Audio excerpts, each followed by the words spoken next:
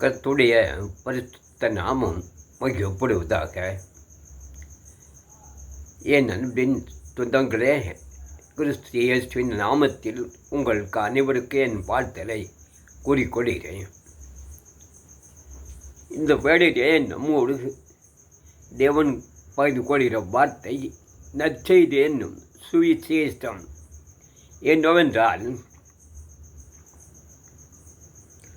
லூக்கா எழுதின சுவிசேஷம் 16வது அதிகாரத்தில் 15வது வசனம்.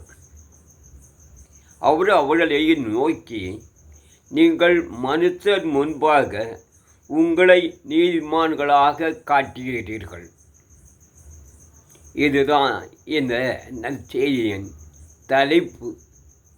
நீங்கள் மனுஷர் முன்பாக உங்களை நீதிமான்களாக காட்டுகிறீர்கள்.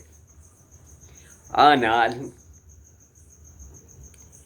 தேவனோ உங்கள் இருதயங்களை அறிந்திருக்கிறார். ஆமென்.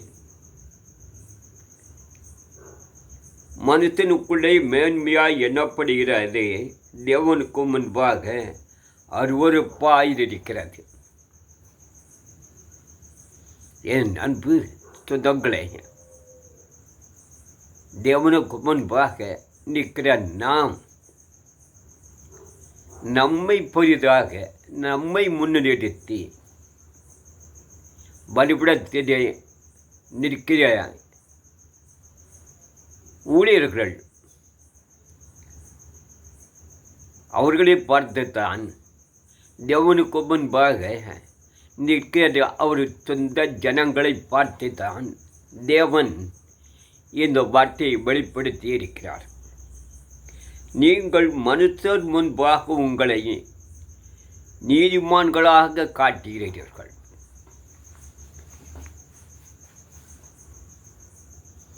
எவ்வளவு ஒரு வருத்தமான காரியம் இது! எச்சரிக்காது. நீங்கள் பண்ணுகிறது பூரா எனக்கு பிரியமில்லாத காரியம். உங்கள் செய்கைகள், உங்கள் நடைகள், உங்கள் கிரியைகள் அனைத்தும் எனக்கு பிரியமில்லாத காரியம்.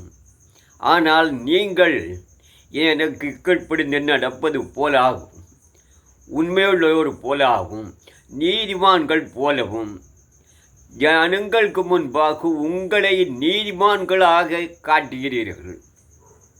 ஆனால் நீங்கள் யார் என்பதை நான் அறிந்திருக்கிறேன் என்று தேவன் வார்த்தை கொடுக்கிறார். தேவனோ உங்கள் இதயங்களை அறிந்திருக்கிறார். ஜனங்களுக்கு முன்பாக நம்மை நீதிமான்களாக காட்டிக்கொண்டிருக்கிற நாம் எப்படி வாழ்ந்து கொண்டிருக்கிறோம் தேவனுக்கு முன்பாக? நாங்கள் சத்தியத்தை பேசுகிறோம் என்கிற நீங்கள் சத்தியத்தின்படி சபையை நடத்துகிறீர்களா? தன்னை நேசிப்பது போல் பிறரையும் நேசியுங்கள் என்று பிரசங்கிக்கிற போதிக்கிற நீங்கள் சபையிலே இருக்கிற ஆத்மாவை நோக்கி பார்க்கிறீர்களா? அவர்களுடைய வாழ்க்கை முறை என்ன? உங்களுடைய வாழ்க்கை முறை என்ன? அவர்களுடைய பொருளாதார காரியங்கள் என்ன? உங்களுடைய பொருளாதார காரியங்கள் என்ன? அதை சிறிதேனும் அறிந்து யோசித்து சிந்திக்கிறீர்களா? என் அன்பு சொந்தங்களே, ஊழியர்களே, பரிசுத்தவான்களே, பலிபீடத்திலே நிற்கிற உங்களை நான் குற்றப்படுத்த வேண்டும் என்றோ காயப்படுத்த வேண்டும் என்றோ அல்ல. இந்த கிறிஸ்துமஸ் பிறப்பின் புத்தாண்டு கிறிஸ்து பிறப்பின் செய்திகளிலே பலிபீடத்திலே அநேக நீதிமான்கள், பரிசுத்தவான்கள், ஊழியர்கள் என்று நிற்கிறவர்களை பார்த்தேன். அவர்களுடைய ஆடம்பரமான ஒரு சட்டை, அதுக்கு மேலே டை, அதுக்கு மேலே கோட்டு.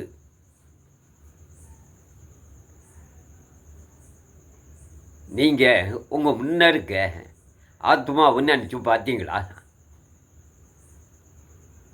உங்களுக்கு சட்டை, அதுக்கு மேலே கோட்டு, டை, ஷூ, உங்களை பார்க்கும்போதே ஒரு ஆடம்பரமான வாழ்க்கை, ஐஸ்வர்யமான வாழ்க்கை வாழ்ந்து கொண்டிருக்கிற நீங்கள் ஜனங்கள் மத்தியிலே நான் உங்களுக்காக பிரயாசப்படுது 40 நாள் உபவாசம் ஜெபிக்கேன். உண்ண உணவும் உடுக்க உடையும் போதுமென்றே இருங்கள். அந்த தேவனுடைய வார்த்தை வெளிப்படுத்தின சுவிசேஷத்தில் மூப்பர்கள் கேட்கிறார்கள், இதோ வெள்ளோடை தரித்திருக்குள்ளான் நிற்கிற இவர்கள் யார்? உத்திரவத்திலும் பாடிலையும் பசியிலும் தாகத்திலும் நிர்வாணமாக ஆட்டுக்குட்டியானவரின் இரத்தத்தில் தோய்க்கப்பட்டவர்கள். இவங்களுக்கு இந்த ஆட்டுக்குட்டியானவர் இரத்தத்தில் தோய்க்கப்பட்டவர்கள் என்ற அதனுடைய அர்த்தமே தெரியாது. அந்த ஆட்டுக்குட்டியானவர் இரத்தத்தில் தோய்க்கப்பட்டவர்களாய் இருந்தால் இவர்கள் நீங்கள் மனுஷர் முன்பாக உங்களை நீதிமான்களாக காட்ட மாட்டீர்கள். அதை நோக்கி பார்த்தால் இதுக்கு ஒரு உதாரணம் வச்சிருக்காரு பாருங்க. இதை நீ யாருமே சிந்திக்க மாட்டேங்க, அதை யோசனை பண்ண மாட்டேங்க.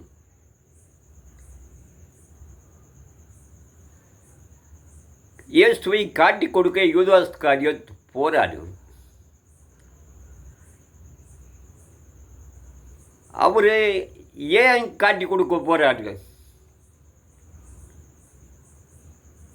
ஏன்னு சொன்னானா, அந்த 12 சீஷர்களும் எப்படி இருந்தார்களோ, என்னை உடை உடுத்தார்களோ அதே போல தான் அவர் இருந்தார். அவர்களுக்கு அவர் முன் உதாரணமாக இருந்தார், ஒரு சாட்சியாக இருந்தார். அவங்கள சீஷர்களுக்கு அவரை யாருன்னு கண்டுபிடிக்க முடியாத அளவுக்கு அவருடைய வாழ்க்கை எளிமையாக இருந்தது. அதுதான் இந்த யூதாஸ் காரியத்தை அவரை போய் காட்டி கொடுக்க அடையாளம் காட்டி கொடுத்தான் அவரு தான்.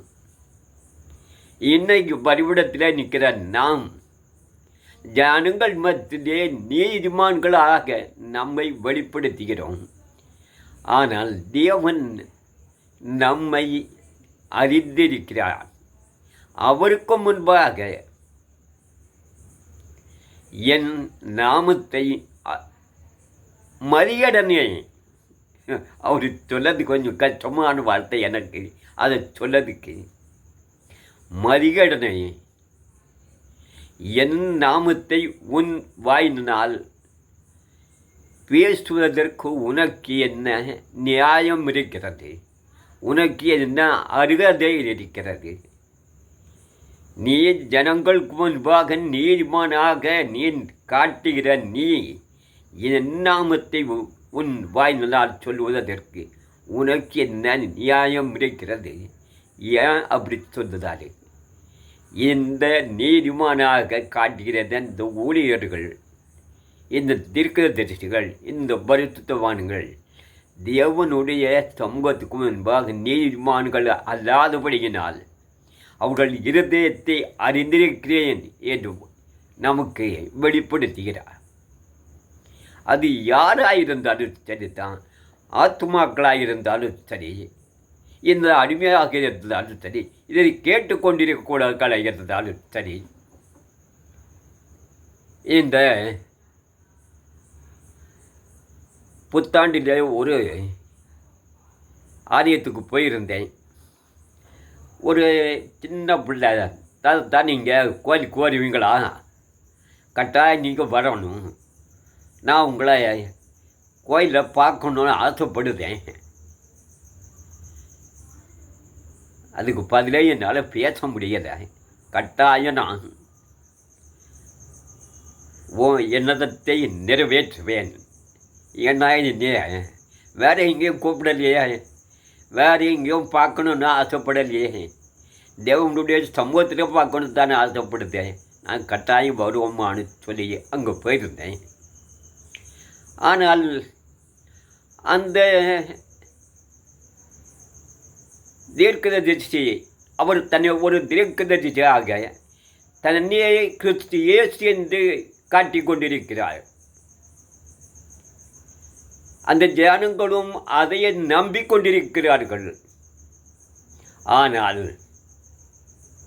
இங்கே தேவன் என்ன வார்த்தையை நமக்கு கொடுத்திருக்கிறார் என்றால், சிலர் நவமான வார்த்தைகளால் வசனிப்பார், சிலர் கடும் சொற்களால் பேசுவார். சிலர் நவமான வார்த்தைகளால் வசனிப்பார், சிலர் கடும் சொற்களால் பேசுவார். இப்போ எங்கே பார்த்தாலும் அந்த ஊழியக்காரனை நான் ரொம்ப நேசிக்கிறவர். அது பேச பார்த்தா அது செவி உடைஞ்சிடும் போது. இனிமையான பொறுமையாட்டு அந்த ஜனங்களுக்கு ஒரு தானிக்க கொடுத்த மாதிரி, ஒரு சொட்டு தேனோ வாயில தொட்டு வச்ச மாதிரி அதை அழகாக கொடுக்கறதுக்கு இதைத்தான் சொல்லுதாரு. நீயும் ஒன்றை பெரிய நீதிமான் மாதிரி பெரிய சத்தம் போட்டு வழிபடத்தில் ஜனங்கள் மத்தியில் நீ காட்டுத. ஆனால் நீ யாருங்கிறத உன் இருதயத்தை நான் அறிந்திருக்கிறேன் என்கிறார். கீழே பாருங்க, மனுஷருக்குள்ளே மேன்மையாக எண்ணப்படுகிறது, தேவனுக்கு முன்பாக அருவருப்பாய் இருக்கிறது. தேவனுக்கு முன்பாக நான் உமக்கு முன்பாக உண்மையாக உத்தமாக நடக்கேன் என்று ஜனங்களுக்கு முன்பாக தன்னை உயர்த்தி பேசுவது, தன்னை மேன்மைப்படுத்தி பேசுவது, ஆண்டவர் என்னோடு தான் இருக்கிறார் என்று பேசுவது தேவனுக்கு முன்பாக அது அருவருப்பாய் இருக்கிறது. என் நண்பு துன்பங்களே, யாரையும் காயப்படுத்தணும், குற்றப்படுத்தணும் அந்த நோக்கமே எனக்கு கிடையாது. எல்லாரும் தேவனுக்கு முன்பாக அவர் கட்டளை கற்பனை பயந்து நடுங்க வேண்டும், தேவனை முன்னிறுத்த வேண்டும். நீங்கள் உங்களை முன்னிறுத்தீர்கள் என்பது தேவனே சொன்ன, நான் சொல்லவில்லை. இது இந்த வசனம் திருப்பூர் கவாசிக்கம் பாருங்க. அவர்களை யாரை நோக்கி? நீதிமன்ற பரிசையர், வேதபாரகர், பலிபீடத்தில் நிற்கிற ஊழியர்கள் என்று சொல்லக்கூடியவர்கள் அவர்களை பார்த்து அவர்களை நோக்கி, நீங்கள் மனுஷர் முன்பாக உங்களை நீதிமான்களாக காட்டுகிறீர்கள், தேவனோ உங்கள் இருதயங்களை அறிந்திருக்கிறார். மனுஷருக்குள்ளே மேன்மையாக எண்ணப்படுகிறது, தேவனுக்கு முன்பாக அருவருப்பாய் இருக்கு. மனுஷருக்கு முன்பாக நீங்கள் உங்களை பெரிய நான் தான் ஆண்டவராக இயேசு கிறிஸ்து தான் இருக்காரு என்று ஜனங்கள் மத்தியில் உங்களை பெருதாக காட்டுவது, அது அதான் மேன்மையாக காட்டுவது. உங்கள் பிரசங்கமும் உங்கள் காரியங்கள் எல்லாம் அவர் தான் என் கூட இருந்து பேசுதாருன்னு ஜனங்களுக்கு முன்பாக மேன்மைப்படுத்துவது அது அருவருப்பானது. நீங்கள் உங்களை தாழ்த்தி பொறுமையாக, இனிமையாக, சாந்தமாக தேவனுடைய வார்த்தைகளையும் வசனங்களை போதிக்கின்ற பொழுது அவர்களுக்கு காதிலேயே தேனாக பாய்ந்தது போல இருக்கும். அதான் சொல்வதார், சிலர் நவமான வார்த்தைகளால் வசனிப்பார்.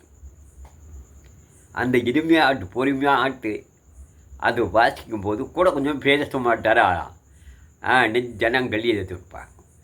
நீங்கள் கொடுக்கக்கூடிய உங்களுடைய சத்தியமும் உங்கள் வழிகளும் உங்களுடைய பிரசங்கமும் உங்களையே முன்னிறுத்தீர்கள். அதைத்தான் அவருக்கு ரொம்ப உன்னிப்பாக சொல்லியிருக்காரு. நீங்கள் ஜனங்களுக்கு முன்பாக உங்களை நீதிமான்களாக காட்டுகிறீர்கள். என் அன்பு ஊழியர்களே, விசுவாசிகளை அடிமையோடு நிற்கிறார். பரிசுத்தவான்கள் நீதிமான்களாக தங்களை கொடுத்து நிற்கிறார். அனைவருக்கு இந்த அடிமை தாழ்மையாக கேட்டுக்கொள்கிறது. தேவனுக்கு முன்பாக முதல் நம்மை முழுமையாக ஒப்பு கொடுப்போம். தாழ்மையை தேடித்துக் கொள்வோம். தேவனை முன்னிறுத்துவோம். நம்மை பின்னால் இங்கே சீர்கள் அனைவரும் அவருக்கு பின்னால் சென்றார்கள் என்று தான் இருக்கிறது. ஆனால் இங்கே ஜனங்களுக்கு முன்பாக நீங்கள் தேவனை முன்னிறுத்தி உங்களை முன்னிறுத்துவதனால் தான் இந்த வார்த்தையை தேவன் வெளிப்படுத்துகிறார். அன்பு சொந்தங்களே, நம்மை நாம் தேவனுக்கு முன்பாக முழுமையாக ஒப்பு கொடுப்போம். தன்னை தாழ்த்துகிறவன் உயர்த்தப்படுவான், தன்னை உயர்த்துகிறவன் தாழ்த்தப்படுவான்.